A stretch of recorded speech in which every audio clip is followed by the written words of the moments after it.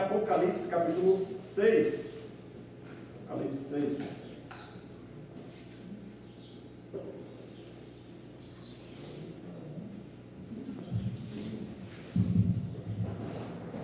Apocalipse 6, versículo 15.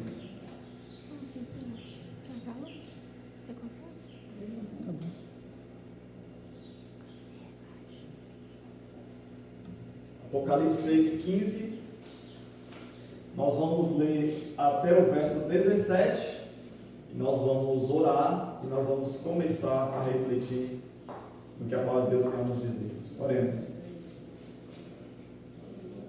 Senhor Deus, neste momento nós estamos prostrados diante de Ti, porque nós entendemos que nem só de pão viverá o homem, mas de toda a palavra que sai da boca de Deus.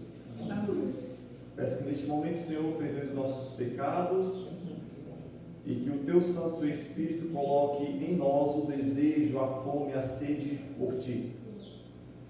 E se tem alguém já saciado pelas misérias e as migalhas desse mundo, que o Senhor esteja, ó Pai, transformando para que possamos colocar sempre a Bíblia em primeiro lugar. Esteja me usando aqui neste momento para a honra e glória do Teu Santo Nome, te peço em nome de Jesus. Amém. Então, como eu falei anteriormente, o título da mensagem é o pecado da crítica, e o texto para a nossa introdução está em Apocalipse 6, versículo 15. Diz assim: os reis da terra, os grandes, os comandantes, os ricos, os poderosos, e todo escravo, e todo livre, se esconderam nas cavernas e nos penhascos dos montes. E disseram aos montes e aos rochedos: cai sobre nós, escondei-nos da face daquele que se assenta no trono da ira do Cordeiro, porque chegou o grande dia da ira deles, e quem é que pode suster-se? Amém? Vamos lá, eu vou explicar o texto que a gente acabou de ler aqui. O contexto aqui é a vinda de Jesus, correto? Jesus está voltando. E qual é a reação das pessoas quando vê Jesus vindo? Ficam felizes? Comemoram? Lá diz que sim. E a esposa diz que não. E agora? Um grupo fica feliz, mas o outro não, né? Então pronto. Os dois ficarem, né, de bem. Os alegres. Mas o texto que a gente leu aqui diz que as pessoas elas ficam o quê? Apavoradas. Olha só. Os reis da terra, os grandão, os comandantes, os ricão, os poderosos, aqui vem falando dos escravos, os livres, diz que eles se esconderam, e diz que eles disseram aos montes, aos rochedos: cai sobre nós, e nos escondei daquele que está sentado sobre o trono da ira do Cordeiro. O que o texto está dizendo aqui? O texto está falando que as pessoas vão preferir a morte do que ver Jesus. Elas vão preferir morrer do que olhar para Cristo vindo nas nuvens do céu.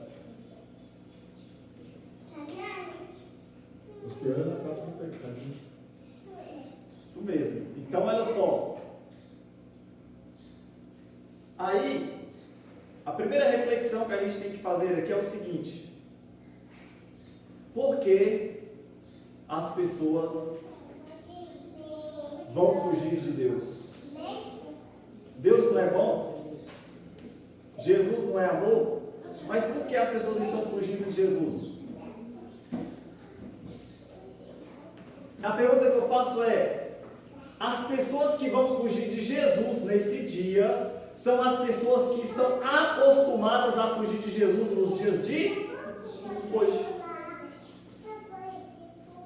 Muitas pessoas já não suportam mais ouvir a palavra de Deus. Muitas pessoas já não suportam mais estar em comunhão com Deus. E o que elas fazem? Elas fogem da presença de Deus. Eu vou até contar uma historinha aqui que acabou de vir na minha mente. Lembra de Gera? Gera era diácono fera daquela igrejinha ali de Abraão. Rapaz, um sábado de tarde, Gera foi fazer trabalho missionário. Chegou na porta da casa de tio Xinha, bem ali onde é a casa de tio Rubo hoje. Bateu na porta e ó, com as mãos para trás. Tio Xinha abriu a porta e ele, velho, agora eu te peguei. Vocês é igual um burro brabo, só pega se esconder o cabreço. E aí mostrou a Bibliona, agora vai estudar a Bíblia. Então, rapaz, Gera tá certo, e o povo tá correndo da Bíblia. Quando abre a palavra de Deus, ó, foge. Mas quando Jesus voltar, o que vai acontecer? Multidões vão fugir da presença de Jesus. Agora, o verso 17. Porque chegou o grande dia da ira deles, e quem é que pode suster-se? Vocês observaram que o capítulo 6 termina com uma pergunta? Chegou o grande dia da ira deles, quem é que pode permanecer em pé? Quem pode permanecer em pé? A resposta está onde? No capítulo seguinte, o capítulo 7. O capítulo 6 termina com uma pergunta, o capítulo 7 é para responder a pergunta do capítulo 6. Olha só o capítulo 7, analisa a sua Bíblia aí. Qual é o título que está aí na sua Bíblia? Na minha Bíblia está assim, ó. Os 144 mil selados de Israel. Quem é que pode permanecer em pé diante da presença de Jesus? Quem é? Os 144 mil.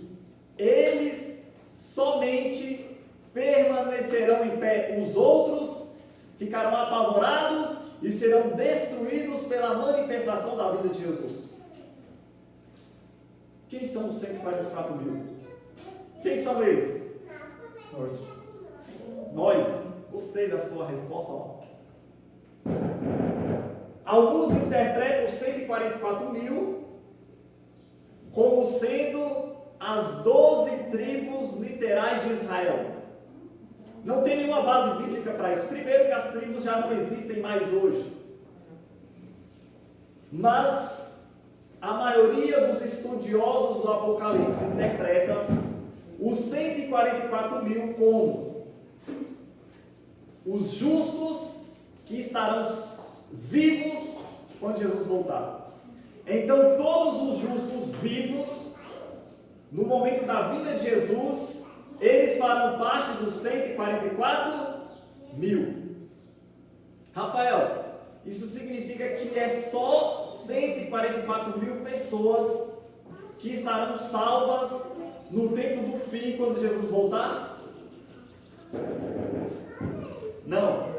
Porque se os 144 mil é um grupo simbólico, não está falando das tribos literais de Israel, porque vocês lembram do que Paulo disse? Que aqueles que são filhos de Abraão não são aqueles que são nascidos do sangue, não são aqueles que têm a mesma fé de Abraão, aqueles que estão em Cristo.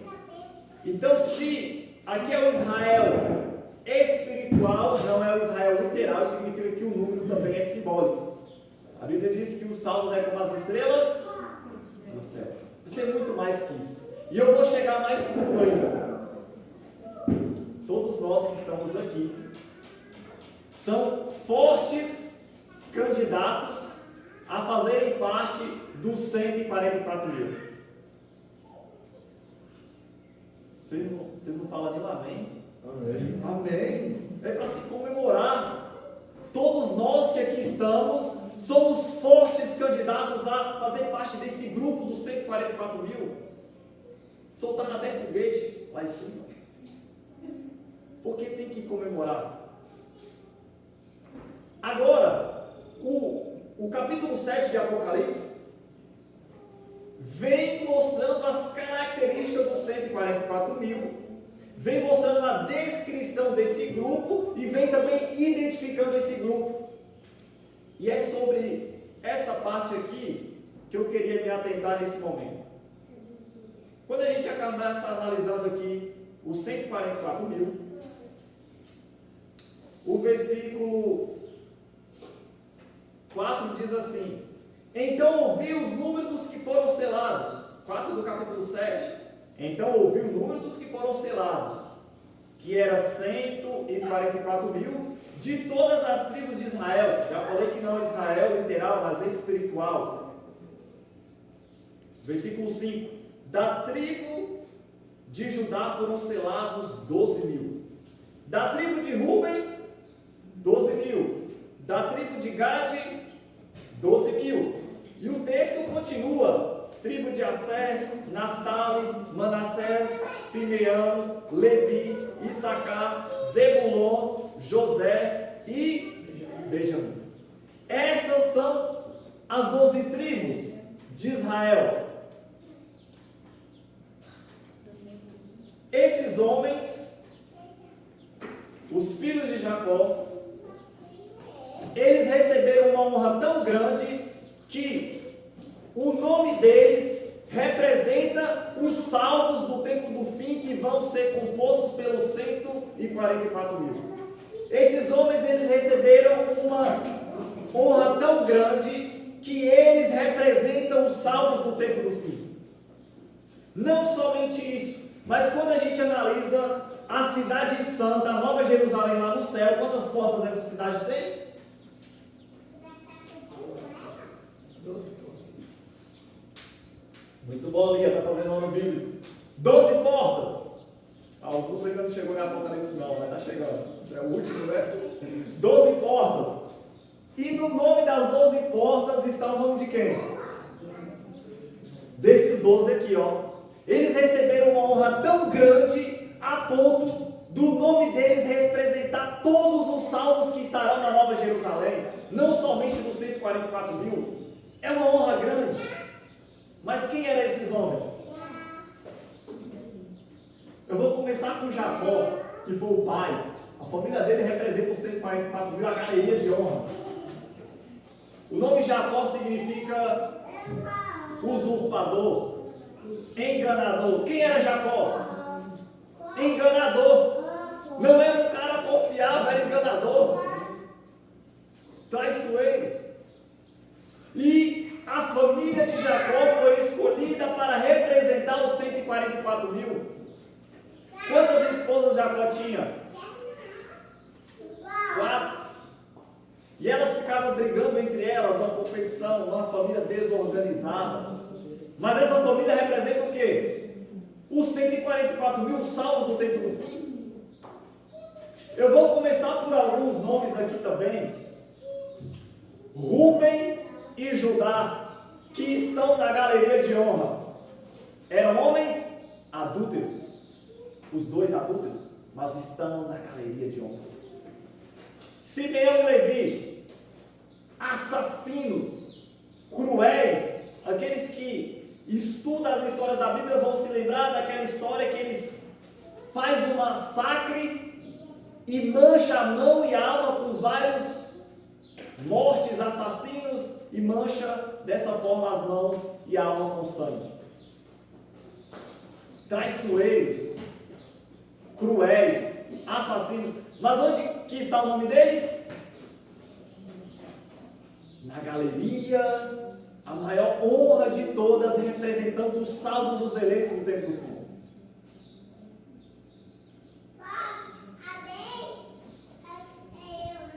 Agora, quando nós analisamos a lista original, a gente observa uma diferença. A lista original está em Gênesis capítulo 49. Quando você analisa Gênesis capítulo 49 com Apocalipse capítulo 7, você observa uma diferença.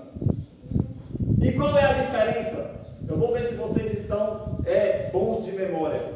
Primeiro eu vou ler aqui a lista de Apocalipse capítulo 7, representando os 144 mil. Judá, Ruben, Gade, Asser, Naftali, Manassés, Simeão, Levi, Issacar, Zebulon, José e Benjamim.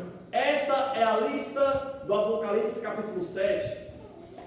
Agora a lista original, em Gênesis capítulo 49. Rúben, Simeão, Levi, Judá, Zebulon, Issacar, Dan, Gad, Asser, Naftali, José e Benjamim. Qual é a diferença? Isso! Gostei! Isso mesmo! Dan não entrou na lista de honra dos 144 mil. Dan ficou de fora. Dan aparece na lista original, mas não aparece no rol dos 144 mil. E a pergunta que eu faço é por que Dan ficou de fora?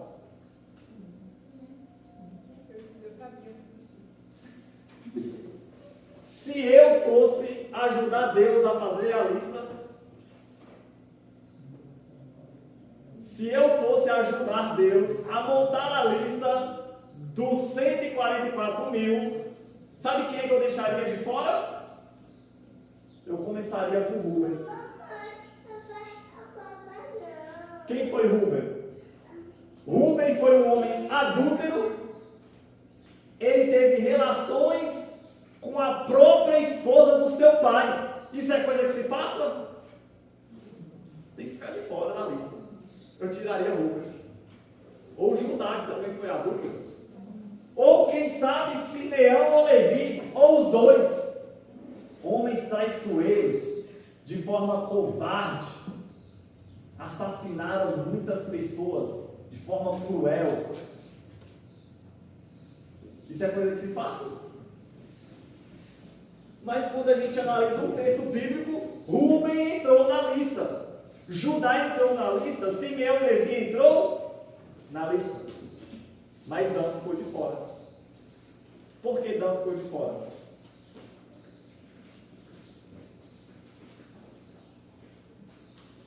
Eu vou apresentar para vocês quem foi Dan. Gente, abre a sua Bíblia em Gênesis capítulo 49. E eu vou fazer as minhas considerações nestes versos. Agora você vai lembrei. O versículo 16 e 17. Gênesis capítulo 9, o versículo 16 e 17 diz o seguinte: Dan julgará o seu povo como uma das tribos de Israel. Quem foi Dan? O texto bíblico começa mencionando uma virtude da tribo de Dan. A Bíblia diz que a tribo de Dan tinha a capacidade de julgar. A tribo de Dan tinha um discernimento espiritual para julgar as tribos de Israel. Aqui vem mencionando uma virtude, e essa virtude ela é maravilhosa. É um dom dado por Deus, o discernimento, o julgamento. Existem pessoas que ela conseguem ver coisas que as demais não conseguem.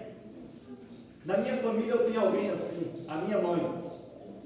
Se a minha mãe fala assim: Rafael, cuidado, isso é uma fria, eu tenho que ouvir. Antes eu não ouvia não, já quebrei a cara várias vezes. Imagina, eu tenho certeza do que eu estou fazendo. Rapaz, vai não, vai dar errado. E dava, porque pessoas que receberam discernimento espiritual, a capacidade de julgar, elas conseguem ver coisas na qual as pessoas comuns não conseguem. E a tribo de Dan tinha essa facilidade aguçada de ter o discernimento espiritual do julgamento. Agora vem o versículo 17. Dan será serpente junto ao caminho, uma víbora junto à vereda, que morde o calcanhar do cavalo e faz cair o seu cavaleiro por detrás. Vamos lá. Você consegue imaginar essa cena? Uma serpente que está à beira do caminho, esperando o cavaleiro passar. A serpente vem por trás sem ser notada, morde o calcanhar do cavalo para cair o cavaleiro. Os estudiosos dizem que o versículo 17 é uma deturpação do versículo 16. O versículo 16 diz que a tribo de Dan tem o discernimento espiritual, a capacidade de julgar. O versículo 17 diz: Dan usa mal o discernimento para julgar. Dan usa o discernimento para derrubar as pessoas, para destruir pessoas.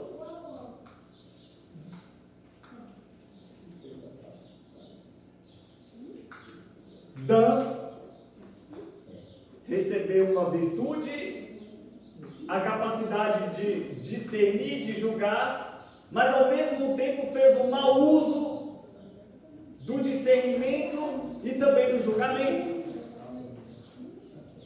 Dan é comparado a uma serpente que vem por trás, sem ser notada, de forma anônima, traiçoeira, morde o calcanhar do cavalo para cair o cavaleiro. Isso daqui significa que a tribo de Dan usava mal o discernimento e o julgamento. O falar mal pelas costas, sem ser notado. Forma traiçoeira. O texto bíblico também diz que a tribo de Dan usava o discernimento para falar mal das costas, com o objetivo de destruir a reputação e manchar a imagem das pessoas. O falar mal pelas costas é algo tão grave que pode tirar uma pessoa do reino de Deus. Eu vou mais fundo ainda. Quando você analisa a lista dos 144 mil, o adúltero entrou, o assassino entrou, mas o fofoqueiro ficou de fora. Para trás não, ficou de fora mesmo, excluído. Nem atrás está vindo, ficou de fora, foi excluído.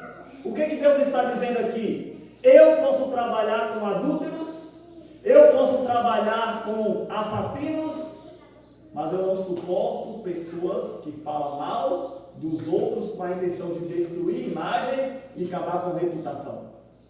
Eu não gosto desse tipo de gente que se considera melhor do que as outras pessoas. E por isso a tribo de Dan ficou de fora da lista. Ficou de fora da lista. Por exemplo, quando a gente faz uma reunião para escolher os próximos líderes da igreja, aí a gente começa a analisar o nome e fala, é fulano fala mal das pessoas, mas é só isso. Pode escolher fulano que vai ser um bom líder. Só tem esse defeito, é só isso. Mas eu nunca vi ninguém falar assim, ó, fulano é adúltero, mas é só isso. Pode escolher, não. Eu nunca vi ninguém falando assim, ó, fulano é ladrão, mas é só isso só. Pode escolher ele, para tesoureiro da igreja. Não. Essas pessoas são insuportáveis. É inaceitável essas pessoas fazerem parte da liderança da igreja. Mas o falar mal pelas costas, ser uma serpente à beira do caminho, que morde o calcanhar do cavalo para cair o cavaleiro, isso é normal em nossos dias. Isso é até uma coisa legal em nossos dias. Mas nós observamos aqui que é algo perigoso que pode tirar alguém do reino de Deus.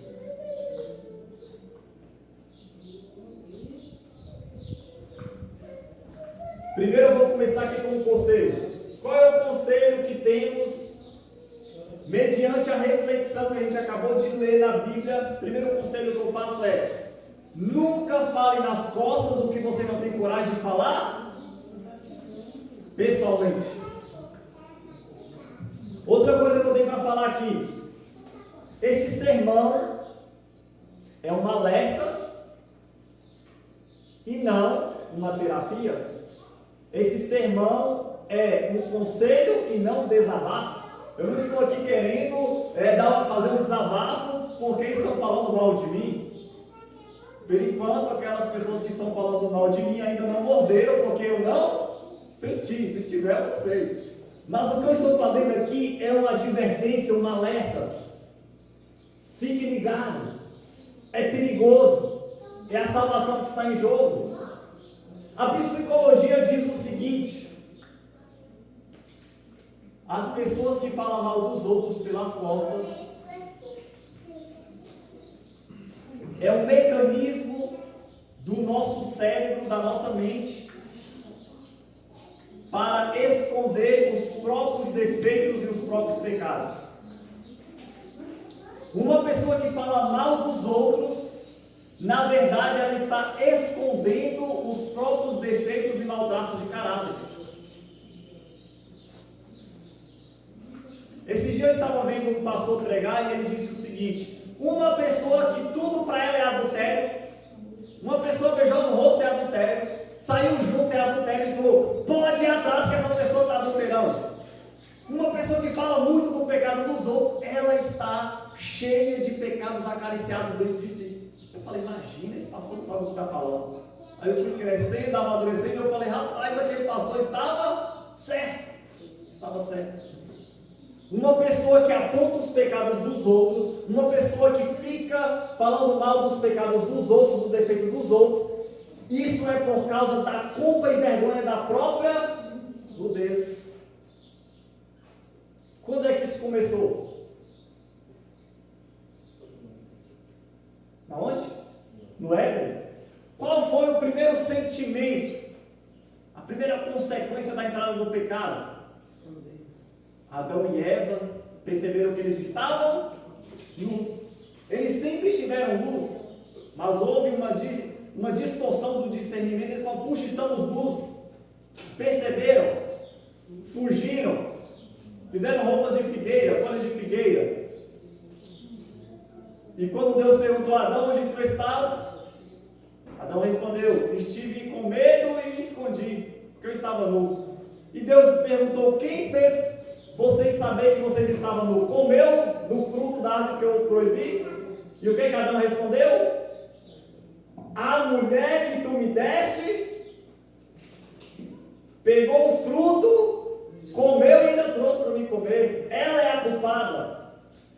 Ou seja, Adão, diante da sua própria nudez, diante dos seus próprios defeitos, diante dos seus próprios pecados, o que ele faz? Ele começa a apontar os pecados de Eva para esconder a própria nudez. E é isso que acontece hoje também. A pessoa está cheia de defeitos, cheia de pecados, cheia de maltraços de pecados, e ela tem coragem ainda de apontar o erro do próximo.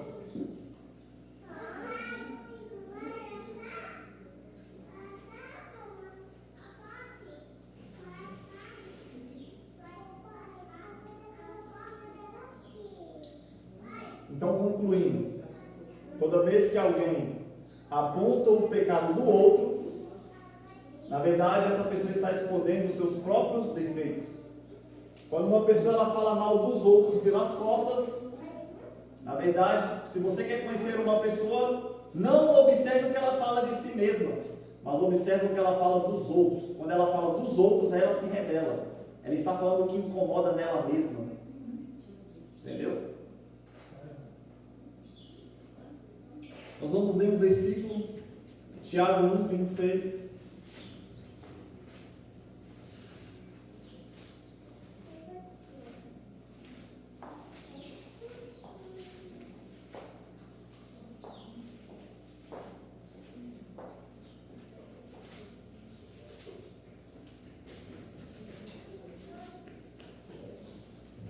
Tiago 1, 26.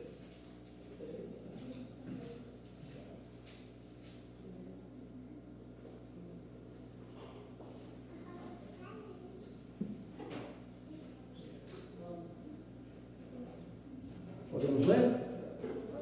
Diz o seguinte: se alguém supõe ser religioso, deixando de refrear a língua, antes enganando o próprio coração, a sua religião é vã.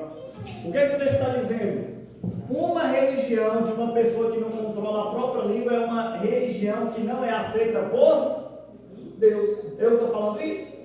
Você acompanhou comigo mesmo? Está falando. A religião daquele que não refere a própria língua é vã. É em vão. Não é aceito por Deus. Então, muitas vezes, a pessoa ela critica o adúltero, ela critica o ladrão, ela critica vários pecados, mas muitas vezes ela está escondendo um dos piores pecados, que é a crítica destrutiva. Nós temos dois tipos de crítica, a construtiva e a destrutiva. A construtiva, se eu estou enxergando um pecado no meu irmão, o que eu faço? Eu vou conversar com quem? Com todo mundo? Não. Eu vou chegar no meu irmão e falar, ó, cuidado, está perigoso esse caminho aí, ó. Não vai por aí não, eu te amo, eu quero você bem. Essa é a construtiva. A destrutiva é a crítica, que é o pecado de Dan. A pessoa fala mal do irmão para todo mundo, menos para o irmão. E a pessoa ainda peca, achando que ela está pecando para um bem maior.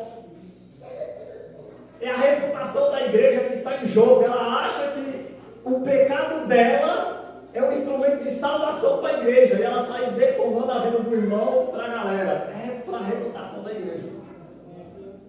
E tem uns ainda que, essa daqui é famosa. Por exemplo, a pessoa, para não ser taxado de fofoqueiro na comunidade, o que é que ela faz? Ela vem fazer pedido de oração na quarta-feira. Meus irmãos, eu queria fazer um pedido de oração para o fulano. Rapaz, fulano traiu a mulher. Vocês não estão sabendo não? E aí começa a descer a lenha, a fofoca. Rapaz, deixou os filhos, saiu com outra mais nova. E era ancião da igreja, isso que é o pior. E está fazendo um pedido de oração, mas é mentira, está detonando a vida do irmão. Então, quando nós aumentamos o pecado do outro, nós nos sentimos superiores ao outro. Isso traz uma falsa sensação de paz. E quando nós estudamos aqui Apocalipse capítulo 7, é algo muito importante. O adúltero entrou na lista, foi salvo. O assassino entrou na lista, foi salvo. O que Deus está dizendo aqui? O céu é para pecadores. O céu é para pessoas que erraram, mas que foram transformados pela graça. Todos nós aqui temos um passado, mas todos nós estamos num processo de transformação. E o nosso pecado não tem poder de nos tirar do céu. Porque a graça é maior do que os nossos pecados. Só não vai entrar no céu aqueles que não reconheceram os seus próprios pecados. E é mais fácil aquele que fica olhando para o pecado dos outros não reconhecer os próprios pecados do que os outros que eu mencionei ali na lista. Por quê? Porque enquanto eu estou muito focado no erro dos outros, eu deixo de focar nos meus próprios defeitos. Eu tenho dificuldade de reconhecer que eu sou pecador também. E tenho dificuldade de pedir perdão a Deus e me entregar a Deus. Que possamos sair daqui diferentes. Que em vez de focar no defeito, na vida alheia, que possamos focar em nós mesmos. Eu tenho tanto defeito para ser corrigido que eu não tenho tempo para olhar para a vida do irmão. Mas aquele que está olhando para a vida do irmão e está falando assim, rapaz, eu já estou perfeito mesmo, eu já resolvi, foi tudo mesmo. Agora deixa eu ajudar vocês aí. E o que Jesus disse? Hipócrita.